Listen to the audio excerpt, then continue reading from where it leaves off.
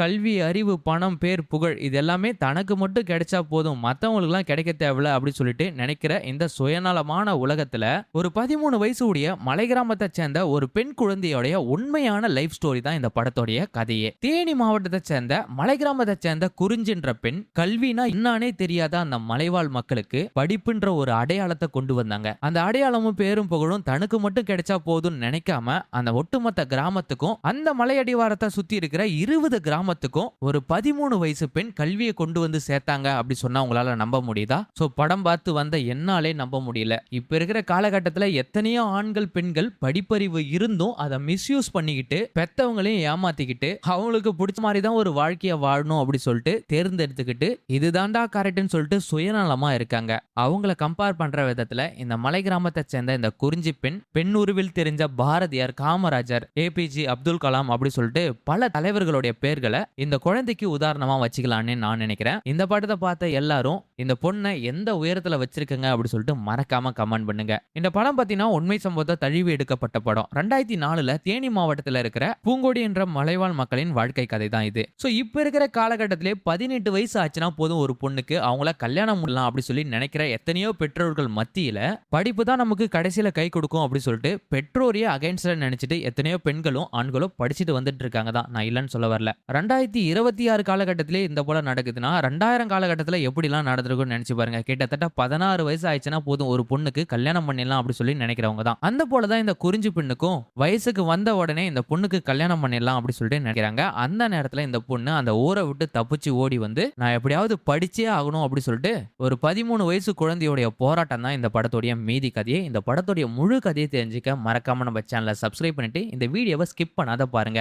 இந்த படத்தை பார்த்து முடிச்சதுக்கு அப்புறம் தான் இந்த பொண்ணு எனக்கு இவ்வளவு பெரிய இன்ஸ்பிரேஷனே அப்படி சொல்லிட்டு எனக்கு புரிய வந்துச்சு. அந்த அளவு ரொம்ப கலங்கடிச்சு அனுப்பிச்சிட்டாங்க இந்த படத்துல என்ன. சோ நான் இப்ப நினைச்சு வருத்தப்படுறது என்னடானாக்கா, நமக்கு இவ்வளோ வாய்ப்பு கிடைச்சிச்சே, அதாவது இந்த பொண்ணுக்கு எந்த ஒரு வாய்ப்புமே கிடைக்கலனாலும் அந்த வாய்ப்பை தேடி போயிட்டு படிக்கலாம் அப்படி சொல்லிட்டு முயற்சி பண்ணது மட்டும் இல்லாம ஒரு 20 மலை கிராமத்து மக்களுக்கும் படிக்க வைக்கிறதுக்கு பண்ணிருக்காங்க. ஆனா நமக்கு எல்லா ஃபெசிலிட்டியும் இருந்துட்டு நம்ம ஏமாத்திட்டு ஊதாரித்தனமா சுத்திக்கிட்டு அந்த படிக்கிறதே பெரிய கஷ்டமா நினைச்சிட்டு இருந்தோம். அதெல்லாமே நான் நினைச்சு பார்க்கும்போது என்ன நானே ஏமாத்திட்டு இருந்தேன் அப்படி சொல்லிட்டு தான் ரொம்ப ஃபீல் பண்றேன். அது மட்டும் இல்லாத ரொம்ப கேவலமா கூட ஃபீல் பண்றேன். சோ உண்மையை சொல்ல போனா தப்ப உணர்வன் ஒரு உண்மையான மனுஷன்னு சொல்லுவாங்க. நான் உண்மையான மனுஷனா இல்லையா அப்படின்னு சொல்லிட்டுலாம் எனக்கு தெரியாது. ஆனா தப்ப நான் உணர்ந்துட்டேன். அது போல நீங்க யாராவது படிக்கிற காலத்துல ஏமாத்திட்டு ஊதாரித்தனமா சுத்திக்கிட்டு இப்ப லைஃபை வேஸ்ட் பண்ணிட்டு இருக்கிறவங்க எல்லாரும் தயவு செய்து போயிட்டு இந்த அருள்வான் என்ற படத்தை பாருங்க. உங்களுக்கு பெரிய இன்ஸ்பிரேஷனா அமையும். சரி வளன்னு பேசாம படத்தோடைய கதைக்குள்ள போகலாம். படத்தோடைய ஆரம்பத்துல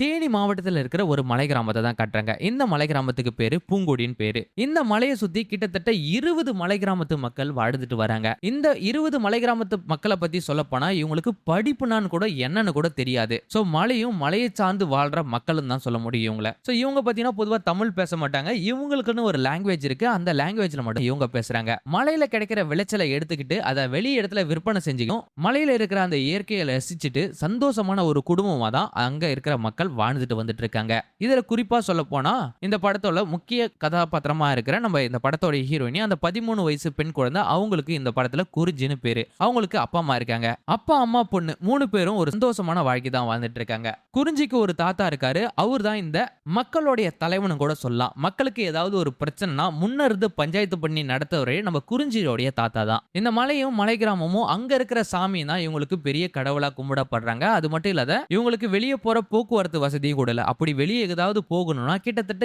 20-25 கிலோமீட்டர் அந்த மலையை ஏறி இறங்கி தான் இவங்க அவுட்டர் சைடு அந்த ஊருக்குள்ள டவுனுக்குள்ள போகணும். அந்த போல என்னதான் அவங்க எவ்வளவு பெரிய உயரத்துல இருந்தாலும் அவங்க டவுனுக்குள்ள போனா இவங்க மலை ஜாதி மக்கள் தான் அப்படி சொல்லிட்டு அவமானப்படுத்துறவங்க எத்தனையோ பேர் இருக்காங்க. இந்த ஜாதி மதம் மேல் ஜாதி கீழ் ஜாதி அப்படி சொல்லிட்டு ஒரு சில ஈடியட்ஸ் எல்லாமே ரொம்ப ஆணவமா பேசுவாங்க. அவங்க எல்லாமே பேசும்போதும் அவங்க எல்லாம் கேட்கும் போதும் அவங்க மேல உச்சக்கட்டமான கோவம் வரும். சோ அந்த கோவத்தை எல்லாமே தாங்கி என்ன பண்றது அப்படி சொல்லிட்டு கடந்து தான் போக முடியுது. சோ அதை மாற்றத்துக்கான வழிமுறைகள் இன்ன வரைக்குமே இந்த சமுதாயத்துல உண்டாகல. இந்த சமுதாயத்துல அந்த ஒரு மாற்றம் எப்படியா நடக்கணும் அப்படி சொல்லிட்டு கடவுள்கிட்ட வேண்டாத நாளே இல்ல. சரி நம்ம படத்தோடைய கதைக்குள்ள போகலாம். இப்ப நம்ம குறிஞ்சியும் அவங்க அப்பாவும் என்ன பண்றாங்கன்னா அந்த மலை கிராமத்துல இருந்து வேற ஒரு மலைக்கு போயிட்டு தேன் எடுக்கிறதுக்காக போறாங்க. அப்படி தேன் எடுக்க போகும்போது பொதுவாகவே காட்டுல மனிதர்கள் இருக்கிறதுக்கு முன்னாடி விலங்கினங்கள் தான் இருந்துச்சு. சோ இப்ப இந்த காட்டுலயும் நிறைய விலங்குகள் இருக்குது. யானை, சிங்கம், புலி, கரடி அப்படி அது எல்லாமே கடந்து அந்த காட்டுல இவங்க வசிச்சு தான் வந்துட்டு இருக்காங்க. பழமொழியில கூட கூட ஒரு விஷயத்த சொல்லுவாங்க. ஒரு பாம்பு அத மாட்டுட்டு விட்டா அது பாட்டு அது வேலைய பார்த்துட்டு போகும். அத போய் நம்ம சீண்டுனா தான் அது திரும்பி நம்மள கொத்துறதுக்கு வரும் அப்டின்னுவாங்க. அந்த போல தான் இவங்க உண்டு, இவங்க இருக்காங்க. அதே போல அங்க இருக்கிற விலங்குகளும் அது உண்டு, அதோடைய வேலை உண்டுன்னு இருக்குது. அப்படியே அந்த தேனெல்லாம் அப்பாவும் மகளும் சேர்ந்து எடுத்துட்டு வரும்போது 2, 3 பசங்க அந்த மலைய கிராஸ் பண்ண மாரி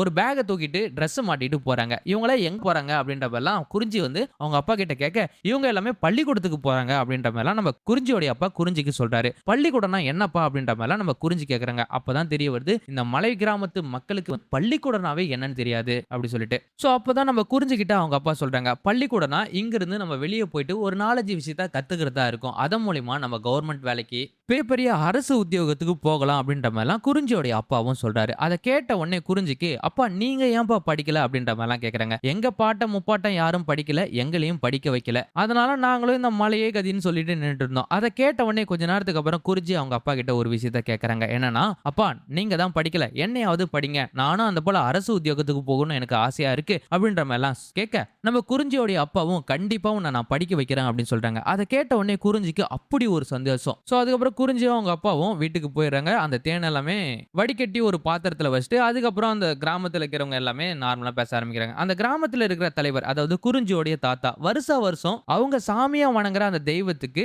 சாமி ஆடுறது வழக்கம். அந்த சாமி ஆடுறதுக்காக இவங்க எல்லாருமே போயிட்டு இருக்கு. அந்த இடத்துல ஒரு ஃபாரஸ்ட் ஆபீசர் வராரு. அந்த ஃபாரஸ்ட் ஆபீசர் என்ன பண்றாருன்னா, நீங்க யார் பர்மிஷன் கேட்டு இந்த போல சாமி ஆடுறது கையில தீப்பந்தத்தெல்லாம் எடுத்துட்டு போயிட்டு இருக்குங்க, காட்டுல ஏதாவது ஒரு தீ விபத்து ஏற்பட்டுச்சுன்னா இதுக்கெல்லாம் யாரு பதில் சொல்றது அப்படி சொல்லிட்டு இந்த மக்களுடைய அந்த சாங்கிய சம்பிரதாயத்தை கூட அந்த போலீஸ் ஆபீசர் தடுத்து நிறுத்துறாரு. அந்த போலீஸ் ஆபீசர் தான் இந்த படத்தோட மெயின் வில்லனே. சோ போலீஸ் ஆபீசர் சொன்னதுக்கு அப்புறம் அந்த சாங்கிய சம்பிரதாயத்தை எல்லாமே எடுத்து நிப்பாட்டி வச்சறாங்க அவங்க தாத்தா. சோ அந்த போலீஸ் ஆபீசர் என்னதான் நீ தீப்பந்தத்தை எடுத்துட்டு போயிட்டு காட்டுக்குள்ள ஏதாவது தீப்பத்திடுவேன் அப்படி சொல்லிட்டு இவங்கள அகைன்ஸ்டா யூஸ் பண்ணாரு பாத்தியா, அதே போல இவரு தில்லாலங்கடி வேலை எல்லாம் பண்ணிட்டு வந்துட்டு இருக்காரு. அது என்னன்னு பாத்தீங்கன்னா ஃபாரினர்ஸ் அவங்க என்ன பண்றாங்கன்னா வெளிநாட்டுல இருந்து வந்து இந்த காட்டுக்குள்ள ஒரு சில இடத்துல எல்லாமே மஷ்ரூம்ஸை விளைய வச்சு அதை வெளிநாட்டுக்கு டிஸ்போஸ் பண்ணிட்டு வந்துட்டு இருக்காங்க. சாரி எக்ஸ்போர்ட் பண்ணிட்டு வந்துட்டு இருக்காங்க. இது எல்லாத்துக்குமே அப்ரூவல் கொடுத்திருக்காரு. இது அப்ரூவல் கொடுத்ததெல்லாம் இங்க பிரச்சனை இல்ல. இந்த மலைவாழ் மக்களுடைய நடைபாதையில வேலி கட்டி இதுக்கு மேல நீங்க வரக்கூடாது, அப்படி நீங்க இதுக்கு மேல இந்த வழியா வரத்தாந்தா கிட்டத்தட்ட 12 கிலோமீட்டர் சுத்தி தான் வரணும் அப்படி சொல்லிட்டு இரும்பு கம்பி வேலியை போட்டிருக்காரு. அப்படி இந்த மக்கள் மீறி வந்தாங்கன்னா அந்த இரும்பு கம்பி மேல கரண்ட் ஷாக்க வச்சிருக்காரு இந்த போலீஸ் ஆபீசரும் அந்த ஆங்கிலேயர்களும். சோ இதெல்லாமே பார்த்து அவங்க கிட்ட சண்டை போட முடியாது அப்படி சொல்லி தெரிஞ்சுக்கிட்ட இந்த மலைவாழ் மக்கள் என்ன பண்றாங்கன்னா, கிட்டத்தட்ட அவங்களுடைய வாழ்வாதாரத்தை நோக்கி போனா 12 கிலோமீட்டர் சுத்தி தான் போறாங்க இந்த இரும்பு வேலிக்கு பயந்துகிட்டு.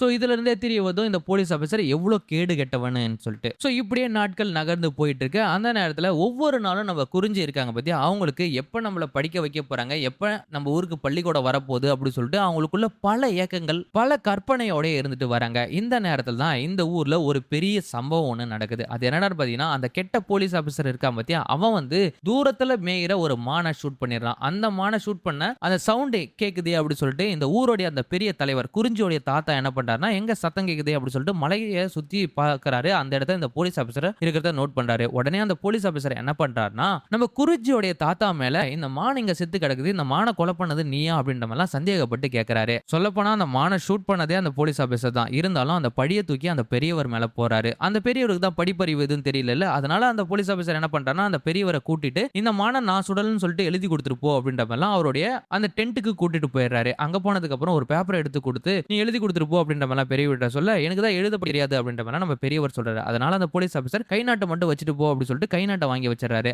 அப்புறமா ஒரு சில நாட்களுக்கு அப்புறம் அந்த போலீஸ் ஆபீசர் என்ன பண்றாருன்னா, கிட்டத்தட்ட ஒரு 4-5 சர்வேயரை கூட்டு வந்து அந்த ஊருக்குள்ள இருக்க கிராமத்தையும் அங்க இருக்கிற நிலத்தையும் அளந்துட்டு வந்துட்டு இருக்காங்க. ஏன் அளக்குறாங்க அப்படின்ற மாதிரி நம்ம குறிஞ்சியோட அப்பாவும் அம்மாவும் அங்க இருக்கிற மக்கள் எல்லாமே போயிட்டு அந்த போலீஸ் ஆபீசர் கிட்ட சர்வேயர் கிட்ட கேட்கும் போது தான் அந்த போலீஸ் ஆபீசர் ஒட்டு மொத்தமா ட்ராக்கை திருப்பி மாத்தி விட்டுறாரு. அது என்னடான்னு பாத்தீங்கன்னா, உங்களுடைய ஊர் தலைவர் பெரியவர் இருக்காரு பத்தியா, அவர் தான் இந்த நிலத்தை எல்லாமே அபகரிச்சுக்குங்க அப்படி சொல்லிட்டு எடுத்துக்கங்கன்னு சொல்லிட்டு கை நாட்டெல்லாம் வச்சு என்கிட்ட எழுதி கொடுத்துட்டு வந்துட்டாரு அப்படின்ற மாதிரிலாம் பொய் சாட்சியை சொல்லிடுறாரு. இதை கேட்ட உடனே அந்த பெரியவருக்கும் அந்த ஊர்ல இருக்கிறவங்களுக்கும் பயங்கரமான ஷாக்கு. அந்த பெரியவர் அந்த ஊர்ல இருக்கிறவங்க அப்படி இப்படின்னு பேச ஆரம்பிச்சிட்டாங்க. இந்த ஊரை இது பண்ணதெல்லாம் அவங்களுக்கு தெரியாது, ஆனா இது ஒரு பொய் அப்படி சொல்லிட்டு அந்த ஊர் மக்கள் யாருமே நம்பாம அந்த பெரியவரை ரொம்ப கேவலமாவும் ஏளனமாவும் பேச ஆரம்பிச்சிட்டாங்க. அதனாலே அந்த பெரியவர் மனசு உடைஞ்சு போயிரு. அன்னைக்கு தான் நம்ம குறிஞ்சி என்ன பண்றாங்கன்னா, அந்த பெரியவர்கிட்ட போயிட்டு, அதாவது தாத்தா கிட்ட போயிட்டு, ஏன் தாத்தா நீங்க சோகமா உட்காந்துட்டு இருக்கீங்க அப்படின்ற மாதிரிலாம் கேட்க, இந்த ஊருக்காக நான் எத்தனையோ நல்லதுல பண்ணிக்கிறேன், ஆனா எனக்கு படிப்பறிவு இல்லாதால இந்த போலீஸ் ஆபீசர் என்னை யூஸ் பண்ணி என் மக்களையே என்ன அகென்ஸ்டா யூஸ் பண்ண வச்சுட்டான். என்ன ஆனாலும் தாயி கண்டிப்பா நீ படிக்கணும் அப்படி சொல்லிட்டு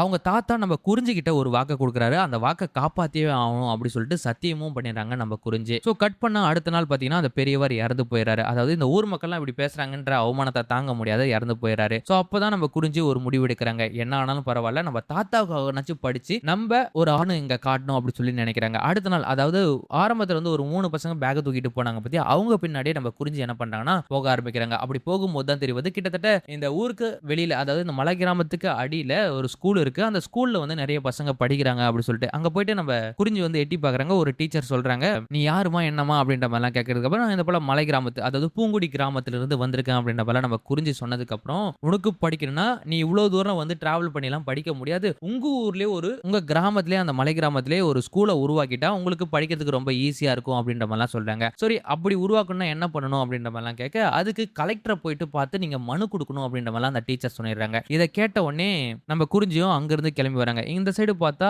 குறிஞ்சியோட அப்பா அம்மா எல்லாருமே ரொம்ப பயந்து போயிருக்காங்க. ஐயோ புள்ளைய காணோமே அப்படி சொல்லிட்டு. சோ அப்புறம் தான் கொஞ்ச நேரத்துக்கு அப்புறம் நம்ம குறிஞ்சி அந்த டீச்சர் எல்லாமே பார்த்துட்டு இங்க கிராமத்துக்கு வந்துட்டு அப்பா கிட்டயும் அம்மா சொல்றாங்க. உடனே அம்மா பயங்கரமா திட்ட ஆரம்பிக்கிறாங்க. ஒரு பொட்ட புள்ளைய அடக்கொடக்கம் வீட்ல தான் இருக்கணும். அதுக்குன்ட்டு படிக்கிறேன் அங்க இங்கன்னு போறேன்னு சொல்லிட்டு சொல்லாத எங்கேயும் போக கூடாது அப்படி சொல்லி திட்டுறாங்க. அதெல்லாம் நினைச்சு ரொம்பவே ஃபீல் பண்றாங்க குறிஞ்சி. அப்பதான் அவங்க அப்பா கிட்ட ஒரு வாக்கு கேட்கறாங்க. அப்பா எனக்கு படிக்கணும்னு ரொம்ப ஆர்வமா இருக்கு. நான் மட்டும் படிக்கணும்னு நினைக்கல. இங்க இருக்கிறவங்க எல்லாரையும் நான் படிக்க வைக்க போறேன். சோ எனக்காக நீ கலெக்டரேட்ட போய் பேசுப்பா அப்படின்ற மாதிரிலாம் சொல்ல, கண்டிப்பா நான் உனக்காக கலெக்டரேட்ட போய் பேசுறேன் அப்படி சொல்லிட்டு அவங்க அப்பாவும் ஒரு வாக்க கொடுத்துறாரு. அடுத்த நாள் பாருங்க அந்த ஊர்ல இருக்கிற பெரிய மனுஷங்கலாம் கூட்டிட்டு நம்ம குறிஞ்சியோட அப்பா கலெக்டரை பார்க்கறதுக்காக போறாரு. திடீர்னு பார்த்தா குறிஞ்சி வயசுக்கு வந்துட்டா அப்படின்னு சொன்ன செய்தியை கேட்டு கலெக்டரை பார்க்காம அந்த ஊருடைய சம்பிரதாயம் எப்படின்னா ஒரு பொண்ணு வயசுக்கு வந்துட்டா அவங்க அப்பா 7 நாளைக்கு வீட்டை விட்டு தாண்டக்கூடாது, எல்லையை தாண்டக்கூடாது அப்படி சொல்லிட்டு அவங்களுடைய சாங்கியம். அது கலெக்டரை பார்க்க போன நம்ம குறிஞ்சியோட அப்பா திரும்பவும் வந்துடுறாரு. சோ இப்ப குறிஞ்சி வயசுக்கு வந்துட்டாங்க பத்தியா, அவங்களுக்கு சாங்கியம் சம்பிரதாயம் பண்ணும் அப்படி சொல்லிட்டு அங்க இருக்கிற பெண்மணிகள் எல்லாமே சூரியனுக்கு பகவானுக்கும் தெரியாம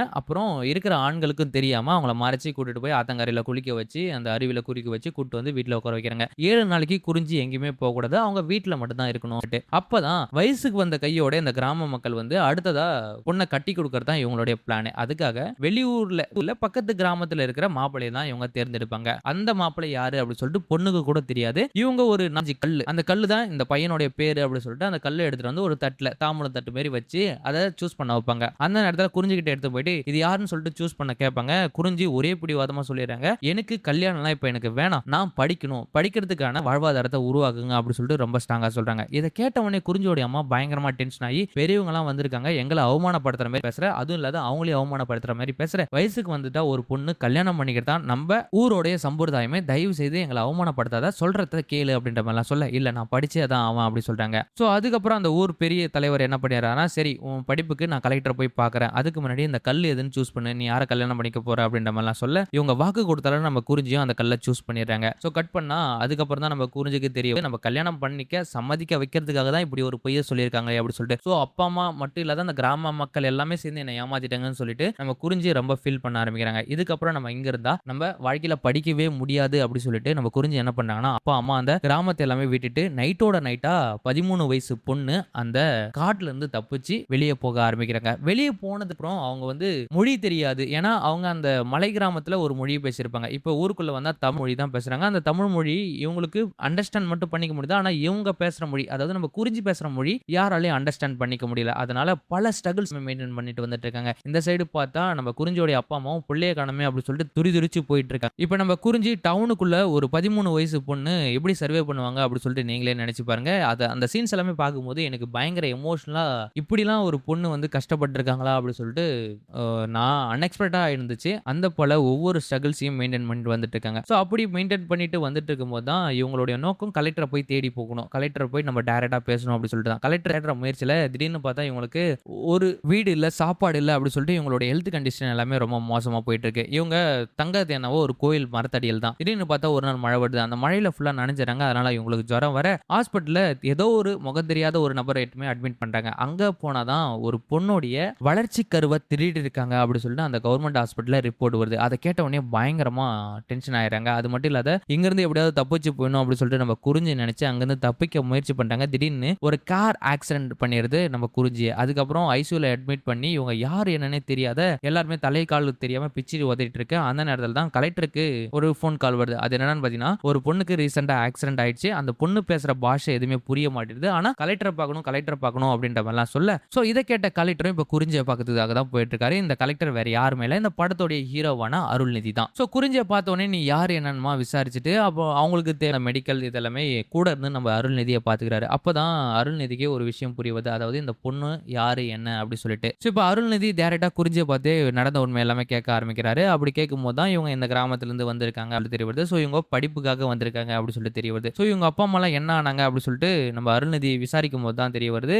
இவங்க அப்பா அம்மா வந்து அந்த ஃபாரஸ்ட் ரேஞ்சர் ஒருத்தர் இருந்தார் பத்தியா வில்லன், அவனால அவங்களும் இறந்து போயிட்டாங்க, அந்த ஃபாரஸ்ட் ரேஞ்சரும் இறந்து போயிட்டாங்க அப்படி சொல்லிட்டு. சரி இந்த விஷயத்த குறிஞ்சிக்கிட்ட சொல்லாத மெயின்டைன் பண்ணணும் அப்படி சொல்லிட்டு குறிஞ்சிக்கு ஒரு அப்பா ஸ்தானத்துல இருந்து அந்த கலெக்டர் நம்ம அருள்நிதி ஹீரோ என்ன பண்றாருன்னா அப்பா ஸ்தானத்துல இருந்து அவங்களுக்கு தேவையான எல்லாத்தையும் சர்க்குலேட் எல்லாம் பண்ணிட்டு கொடுத்துருக்காங்க. அப்பதான் அருள்நிதி ஒரு ஸ்கூல்ல ஜாயின் பண்ணி நீ இங்கே படிச்சுலாம் அப்படின்ற மாதிரிலாம் சொல்ல அந்த இடத்துல ஒரு பெரிய மனுஷியா இதை நான் கூட யோசிச்சிருக்க மாட்டேங்க. நம்ம குறிஞ்சி என்ன யோசிக்கிறாங்கன்னா எனக்கு படிப்புக்காக நான் இங்க வரல, என்னுடைய மக்கள் எல்லாமே படிக்கணும், என் கூட இருக்கிற எல்லா ஃப்ரெண்டுமே படிக்கணும், அவங்களுக்கும் இந்த படிப்பை உருவாக்கி தரணும் அப்படின்ற மாதிரிலாம் கலெக்டருக்கு மனு கொடுக்க கலெக்டரும் அந்த ஊருக்கு கிளம்பி போறாரு அவங்களுடைய டீமை கூட்டிட்டு. கிட்டத்தட்ட கலெக்டர் எல்லாமே வருவாங்க, கார் விட்டு இறங்கினோடனே ஏசி ரூம் இதுதான் அவங்களுடைய பர்பஸாவே இருக்கும். இப்ப குறிஞ்சி மூலியமா 30 கிலோமீட்டருக்கு மேல ஒரு மலையை ஏறி இறங்கணும். ஸோ அதெல்லாமே பார்த்ததுக்கு அப்புறம் இப்படி மக்கள் இவ்வளவு கஷ்டத்தை அனுபவிச்சிருக்காங்களா அப்படி சொல்லிட்டு புரிஞ்சுக்கிறாங்க. அதுக்கப்புறம் நம்ம குறிஞ்சி அந்த கிராமத்துக்கு கலெக்டரை கூட்டிட்டு போவ இந்த கிராமத்துல இருக்கிறது எல்லாமே தெரிஞ்சுக்கிட்ட நம்ம கலெக்டர் அருள்நிதி என்ன பண்றாருன்னா உடனே எம்எல்ஏ கிட்ட பேசி ஆர்டரா பாஸ் பண்றாரு. இந்த ஊருக்கு உடனே ஒரு டீச்சர் வேணும், இந்த பசங்களுக்கு பாடம் சொல்லி கொடுக்கணும் அப்படி சொல்லிட்டு. ஆனா எல்லா டீச்சர்ஸும் இந்த ஊருக்கு போறதுக்காக மறுக்கிறாங்க. ஏன்னா இந்த காட்டுல வாழ்ற மக்களை பத்தி அவங்களுக்கு நல்லாவே தெரியும். அது மட்டும் இல்லாம இந்த காட்டுல மிருகங்கள் இருக்கு, நான் ஏன் போயிட்டு அங்க சாகணும் அப்படின்ற மாதிரி எல்லாருமே அவாய்ட் பண்ணிடுறாங்க. அந்த நேரத்துல நம்ம அருள்நிதி என்ன பண்றாருன்னா யோசிக்கிறாரு, நம்ம குறிஞ்சிக்கு வாக்கு கொடுத்துட்டுமே, அந்த பொண்ணு தனக்காக மட்டும் இல்லாத அந்த கிராமத்துக்காகவே போராடி வந்திருக்கா, அவளை கம்பேர் பண்ற விதத்துல நம்ம ஒண்ணுமே இல்லையே, இந்த கலெக்டர் பதவியே வேணாமே அப்படி சொல்லிட்டு நம்ம அருள்நிதி என்ன பண்றாருன்னா அந்த கலெக்டர் பதவியை தூக்கி ஓரம் வச்சுட்டு நான் அந்த கிராமத்துக்கு போயிட்டு அந்த பசங்களுக்கு பாடம் சொல்லி கொடுக்க போறேன் அப்படி சொல்லிட்டு ஒரு டீச்சரா அந்த கிராமத்துக்குள்ள, அதாவது அந்த மலை கிராமத்துக்குள்ள இறங்கி அந்த பசங்களுக்கு எல்லாமே பாடம் சொல்லி கொடுத்துட்டு வந்துட்டு இருக்காரு. சோ இதுதான் இந்த படத்துடைய ட்ரூ லைனே. சோ கட் பண்ணா ரொம்ப வருஷத்துக்கு அப்புறம் தான் காட்டுறாங்க. இப்ப நம்ம குறிஞ்சி யார் இந்த சின்ன பொண்ணு இன்னைக்கு ஒரு ஐஏஎஸ் வளர்ந்து நிக்கிறாங்க. அது மட்டும் இல்லாத நம்ம அருள்நிதியால அந்த கிராமத்துல எத்தனையோ பேர் நிறைய ஐஏஎஸ் ஐபிஎஸ் டீச்சர் டாக்டர் அப்படி சொல்லிட்டு எத்தனையோ பேரு மாறிக்கிறத காட்டுறாங்க. சோ அப்பதான் எல்லா மக்கள் முன்னாடியும் நம்ம அருள்நிதி ஒரு பேட்டியை கொடுக்குறாரு. இந்த வெற்றி வந்து என்னோடையது உன்னோடையதுன்னு சொல்லக்கூடாது, இது நம்மளோடையது. அதுவும் இந்த குறிஞ்சி பெண் நம்மளால பண்ண முடியாதது, ஒரு 13 வயசு பெண் ஒரு வீட்டை தாண்டி வந்து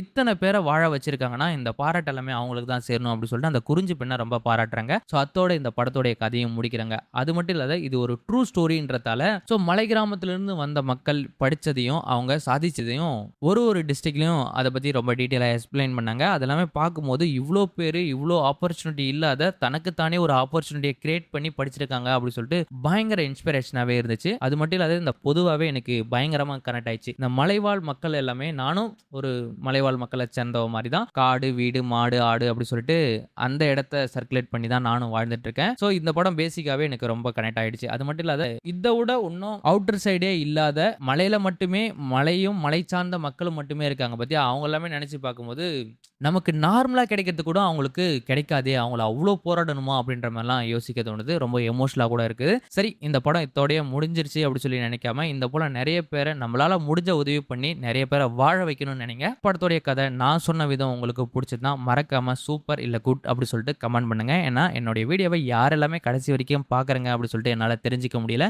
நீங்க கொடுக்குற கமெண்ட் மூலியமா உண்மையிலேயே என்னுடைய வீடியோவை நீங்க ரசிச்சு பாக்குறங்க அப்படி சொல்லிட்டு நான் தெரிஞ்சுப்பேங்க. மறக்காம குட் இல்லைன்னா சூப்பர்னு சொல்லிட்டு கமெண்ட் பண்ணுங்க. இல்ல ஏதாவது ஹார்ட் இமேஜ் கூட போட்டு விடுங்க. சப்ஸ்கிரைப் பண்ணலாம்னு பரவாயில்ல, இந்த கதையோடைய கோரை மட்டும் நல்லா புரிஞ்சுக்குங்க. நெக்ஸ்ட் வீடியோல பார்க்கலாம். Okay bye, take care.